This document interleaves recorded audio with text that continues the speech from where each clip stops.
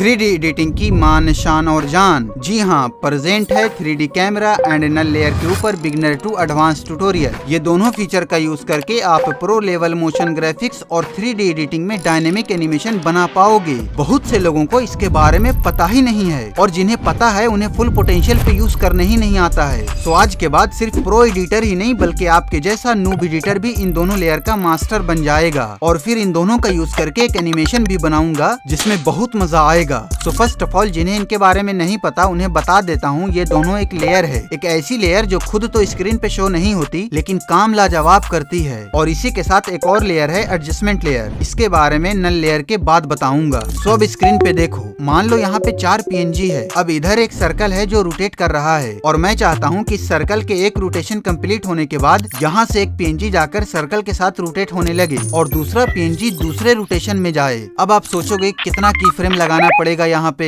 हर एक को इंडिविजुअली लेके जाना पड़ेगा की फ्रेम से। अरे नहीं यार, वो तो फुल ऑन मजदूरी है। इसे चुटकियों में किया जा सकता है नल लेयर का यूज करके। समझ नहीं आया तो पहले बेसिक वाला देखो। ये 2 PNG है और अब ये दोनों को ऊपर लेके जाना है, तो एक एक को ऊपर ले जाने के बजाय हम यहाँ पे ऐड करेंगे एक नल लेयर और ये दोनों PNG को लिंक कर देंगे उस नल के साथ। और अब इस नल को ऊपर करेंगे तो ये दोनों PNG एक साथ ऊपर जाएगा। वैसे ही इसको एक साथ जूम करना है या रोटेट करना है, मतलब ध्यान से सुनो, इसकी कोई भी प्रॉपर्टीज को चेंज करना हो, चाहे वो रोटेशन हो या स्केलिंग हो या मूवमेंट हो, ये सारी प्रॉपर्टीज नल लेयर से चेंज कर सकते हैं। ज्यादा लोड लेने की जरूरत नहीं है, आगे बताऊंगा अच्छे से। अभी 3D कैमरा लेयर के बारे में सुन लो। 3D कैमरा एकदम रियल कैमरा की तरह वर्क करता है और रियल कैमरा आपकी आंखों की तरह वर्क करता है।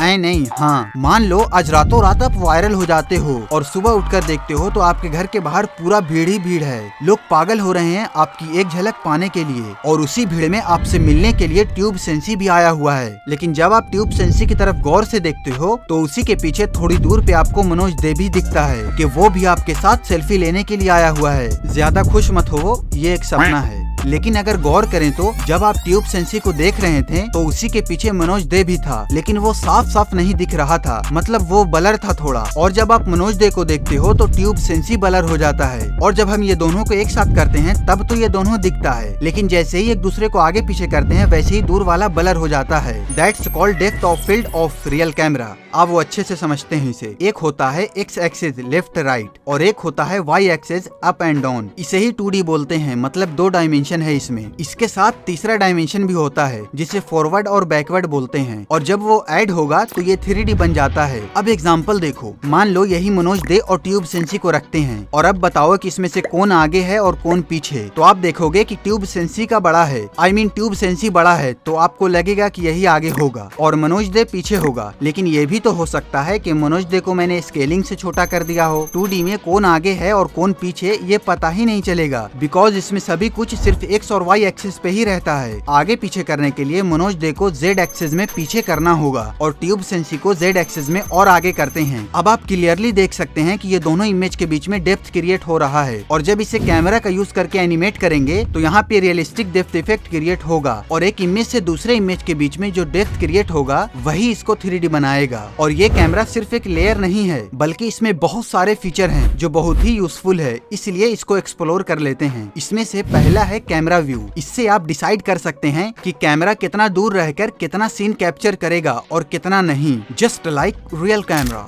और दूसरा फीचर है फोकस ब्लर। इसके लिए चलो वही पुराने वाले एग्जांपल पे, और यहाँ मनोज दे को ले जाकर 200 मीटर की दूरी पे रख देते हैं और ट्यूब सेंसी को 50 मीटर पे रखते हैं और एक जॉनी को लाकर 100 पे और इस चचा को 150 पे रख देते हैं। तो अब आप देख सकते हैं कि चारों लोग 50-50 की दूरी पे लाइन से खड़ा है और ये डेप्थ क्रिएट करके इसको 3D भी बना रहा है। अब ध्यान से देखो, अगर मैं फोकस डिस्टेंस को बढ़ाकर 50 करूंगा तो बाकी पीछे वाले सारे ब्लर हो जाएंगे, बिकॉज मेरा फोकस है सिर्फ 50 पे। और फिर इसको बढ़ाकर 150 करूंगा तो सिर्फ ये फोकस में आएगा और इसके आगे और पीछे वाले सारे ब्लर हो जाएंगे और ऐसे ही लास्ट वाले के साथ भी होगा। लेकिन इसी में 250 पे एक और घोंचू को ऐड करता हूँ और इस बार मैं चाहता हूँ कि बीच वाले 3 लोग पे फोकस करने का। सो फोकस डिस्टेंस को 150 पे रखूंगा तो सिर्फ 150 वाला ही दिखेगा और बाकी सब ब्लर रहेगा। तो यहीं पे काम आएगा depth of field. So depth of field को 50 करूंगा क्योंकि हर एक इमेज के बीच का डिस्टेंस 50 ही है, तो ये एक इमेज से दूसरे में ट्रांसफर के time softer and more natural focus transition transition होगा। ये पांचों 50-50 के डिस्टेंस पे है। तो सबसे पहले इनेबल करना है फोकस ब्लर और फिर इसका फोकस डिस्टेंस 150 रखकर फोकस ब्लर 50 रखूंगा। फिर जितना ब्लर चाहिए उतना ब्लर कर लूंगा एंड जैसे ही इसको जूम करूंगा तो जैसे जैसे एक पे फोकस खत्म होगा वैसे ही दूसरा फोकस में आएगा, जिससे एकदम रियलिस्टिक डेप्थ इफेक्ट बनेगा, almost like 3D cinematic scene. सच्ची में ये बहुत ही अमेजिंग लगता है, जो कि एकदम softer more natural focus transition create होगा। और फिर लास्ट में एक है फॉग। इससे आप सीन में फॉगी वेदर ऐड कर सकते हो, जो कि थोड़ा और इनहेंस कर देता है सीन को इफ यू वांट देन। अब चलो नल एंड कैमरा लेयर का यूज करके एक फ्रेश एनिमेशन बनाता हूँ और इन दोनों को फुल पोटेंशियल पे यूज करके दिखाता हूँ। तो सबसे पहले एक प्रोजेक्ट क्रिएट करूंगा और यहाँ इधर मीडिया में आऊंगा। देन यहाँ से एक इमेज ऐड करूंगा एंड इसको अच्छे से बीच में एडजस्ट कर लूंगा। देन यहाँ प्लस पे क्लिक करूंगा और यहाँ ऑब्जेक्ट या एलिमेंट पे क्लिक करूंगा। तो यहीं से आप camera layer and null layer दोनों को ऐड कर सकते हैं। और यहाँ नीचे भी दो ऑप्शन है जिसके बारे में कभी और बात करूंगा। अभी फिलहाल नल लेयर पे क्लिक करते हैं एंड देन यहाँ नल लेयर ऐड हो जाएगी। एंड अब इस नल के मूव एंड ट्रांसफॉर्म में जाना है और एक की फ्रेम लगाना है। देन इसके लास्ट में भी जाकर एक की फ्रेम लगा लेना है। फिर पहले वाले की फ्रेम पे आना है एंड इसको Z एक्सिस में अगर पीछे करूंगा तो यहाँ पे कुछ भी नहीं होगा बिकॉज नल लेयर अभी इंडिविजुअल है। तो इसके लिए वापस से उस इमेज पे क्लिक करना है एंड फिर यहाँ पे क्लिक करना है। तो यहाँ पे आ जाएगा ऑप्शन नल 1 जो कि हमारी वो नल लेयर है। तो इस पे क्लिक करके इस इमेज को नल के साथ कनेक्ट कर देना है। अब ये इमेज उस नल लेयर के साथ कनेक्ट हो गई है। इसका मतलब अब नल के प्रॉपर्टीज में जो कुछ भी चेंजेस करूंगा उसका इफेक्ट इस इमेज के ऊपर भी पड़ेगा। तो इस नल के मूव एंड ट्रांसफॉर्म में आकर इसके Z एक्सिस में इसको जूम करूंगा एंड XY में इसको एडजस्ट करके यहाँ पे ऐसे बीच में रख लूंगा। देन ये वाला ग्राफ भी ऐड कर लेना है। देन देखूंगा तो कुछ ऐसा बनेगा।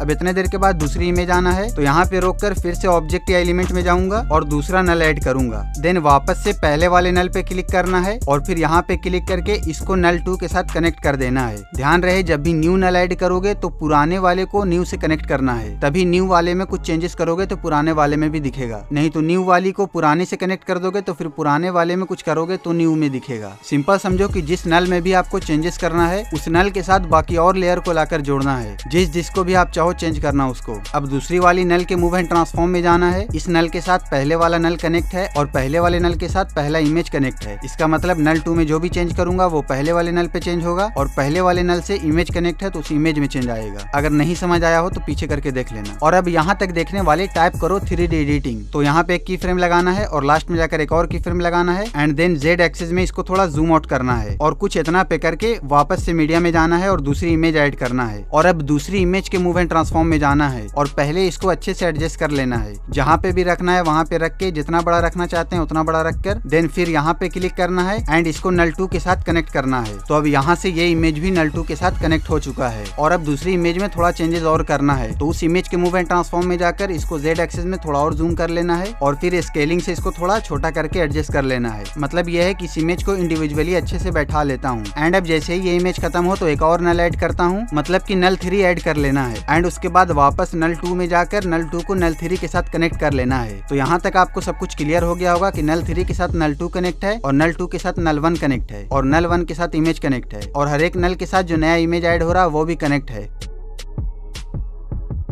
मतलब कि सभी एक दूसरे के साथ कनेक्ट हो रहा है। देन अब वैसे ही नल 3 में जाकर एक की फ्रेम लगाना है एंड आगे जाकर एक और की फ्रेम लगाना है और इसके Z एक्सिस में थोड़ा और जूम कर लेना है। देन वैसे ही अब नल 3 के लिए तीसरा इमेज ऐड करना है जो कि डायरेक्टली नल 3 के साथ कनेक्ट रहेगा और वैसे ही इसको छोटा करके यहाँ पे रख देना है। अब वो दोनों इमेज को मैंने राइट साइड रखा था और इसको लेफ्ट साइड इसलिए रख रहा हूँ क्योंकि इसका व्यू एंगल राइट साइड है, तो राइट साइड ही जगह छोड़ना पड़ेगा इसके लिए। उसके बाद यहाँ पे क्लिक करना है एंड ये नल 3 के लिए था तो इसको नल 3 के साथ कनेक्ट कर देना है। और अब ये तीनों इमेज को सिलेक्ट करना है एंड इधर लास्ट में आकर यहाँ पे क्लिक करके तीनों इमेज को लास्ट तक ले आना है। नल को लाने की जरूरत नहीं है बिकॉज जब एक नल खत्म हो रहा है तो उसके बाद वहाँ से दूसरा नल स्टार्ट हो जा रहा है। फिर वैसे ही नल 4 ऐड करना है और नल 3 को नल 4 के साथ कनेक्ट करना है एंड उसमें की फ्रेम लगाकर उसको थोड़ा जूम आउट करना है। देन वहाँ पे चौथी इमेज ऐड करना है एंड उसको भी एडजस्ट करके जहाँ पे रखना है और जितना बड़ा रखना है उतना करके उसको नल 4 के साथ कनेक्ट कर देना है। और वैसे ही 5वां नल ऐड करके 5वीं इमेज भी ऐड कर देना है और उसी तरीके से आगे जितना भी इमेज ऐड करना है उसके लिए उतना नल ऐड करना होगा और सारी नल को पिछले नल के साथ कनेक्ट कर दो एंड हर एक इमेज को उसके नल के साथ भी कनेक्ट कर देना है। तो मुझे इतना ही इमेज ऐड करना था, तो इतना इमेज ऐड करने के बाद ये कुछ ऐसा बन गया है। अभी ये बहुत बेसिक है, अभी इसमें देखो और क्या क्या करते हैं। तो सबसे पहले ये इमेज खड़ी है तो इसमें फेदर नहीं है, तो किसी एक इमेज के इफेक्ट में जाऊंगा और वाइप इफेक्ट ऐड करूंगा और इसमें सबसे पहले इसके एंगल को 90 करूंगा एंड एंड को भी 90 करूंगा और फिर इसके फेदर को भी 9 कर दूंगा। तो इसके नीचे साइड में थोड़ा फेदर ऐड हो जाएगा और फिर यहाँ 3 डॉट पे क्लिक करके इस इफेक्ट को कॉपी करना है और एक एक करके सारी इमेज के इफेक्ट में जाकर इसको पेस्ट कर देना है। उसके बाद यहाँ प्लस पे क्लिक करके फिर से ऑब्जेक्ट या एलिमेंट में जाना है और अब 3D कैमरा लेयर को ऐड करना है। देन उसके बाद यहाँ पे क्लिक करना है और ये वीडियो वाले ऑप्शन पे क्लिक कर देना है, तो इसमें कैमरा एक्टिव हो जाएगा। इसको अगर ऑन नहीं करोगे तो आपका 3D कैमरा लेयर वर्क नहीं करेगा, तो ध्यान से 3D कैमरा के लिए इसको ऑन करना जरूरी है। और अब यहाँ पे आना है और इस कैमरा लेयर पे क्लिक करना है। देन यहाँ पे आएगा कैमरा ऑप्शन, इस पे क्लिक करना है। तो यहाँ सबसे पहले दिखेगा आपको कैमरा व्यू, तो उधर छोड़ो, सबसे पहले आपको यहाँ इस पे क्लिक करना है। तो यहाँ पे आएगा फोकस ब्लर, तो सबसे पहले इसे इनेबल करना है and then depth of field में आना है और इसको 177 करना है। देन फोकस डिस्टेंस पे जाना है और इसको थोड़ा कम करना है, 1500 तक रखना है क्योंकि इमेज का डिस्टेंस भी उतना ही था। एंड देन स्टार्टिंग में आकर अगर प्ले करूँ तो ये ऐसे कुछ ब्लर से अनब्लर होगा। उसके बाद जब दूसरी इमेज आ रही है तो वो ब्लर दिख रही है, क्यों? क्योंकि इसका फोकस डिस्टेंस अभी भी पीछे ही है। तो यहाँ पे की फ्रेम लगाना है और थोड़ा आगे आकर जब इमेज एंट्री ले ले तो वहाँ पे एक और की फ्रेम लगाना है एंड इमेज नजदीक है और फोकस डिस्टेंस अभी बहुत दूर है, तो इसको और कम करना है जब तक इमेज साफ साफ ना दिखे। फिर आगे बढ़ाना है और जब तीसरी इमेज एंट्री ले तो वहाँ पे एक की फ्रेम लगाकर उसको और कम करना है। बेसिकली जब कैमरा में इमेज एंट्री ले तो उसी टाइम इस कैमरा के फोकस को कम करके इस कैमरा को इस इमेज के ऊपर फोकस करवाना है। तो ये करने के लिए सिंपली आपको इमेज का डिस्टेंस पता होना चाहिए और अगर वो नहीं पता है तो यहाँ पे इसको कम करके देख लेना, ऑटोमेटिक फोकस में आ जाएगा। और नहीं तो नंबर को ध्यान में रखकर चलोगे तो इसकी भी जरूरत नहीं पड़ेगी। और अब वैसे ही जैसे जैसे आगे की इमेज आ रही है वो सारी इस कैमरा के फोकस में आ जा रही है। तो जब एक इमेज कैमरा के सामने है तो उसके पीछे वाली इमेज ब्लर है क्योंकि वो कैमरा डिस्टेंस से दूर है और इसका डेप्थ ऑफ फील्ड भी उतना नहीं है कि वो पीछे वाली इमेज को कवर करे, तो इसीलिए वो पीछे वाली एकदम ब्लर दिख रही है जो कि एकदम मस्त लग रहा है। और अब आप अगर चाहो तो इसमें फॉग वॉग ऐड कर लो, वो सब अब मैं करूंगा नहीं क्योंकि मैं एनिमेशन नहीं बना रहा था, आपको सिर्फ नल एंड कैमरा लेयर समझा रहा था। अब आपको ये समझ में तो आ गया, लेकिन इतना करके आप 3D वीडियो नहीं बना पाओगे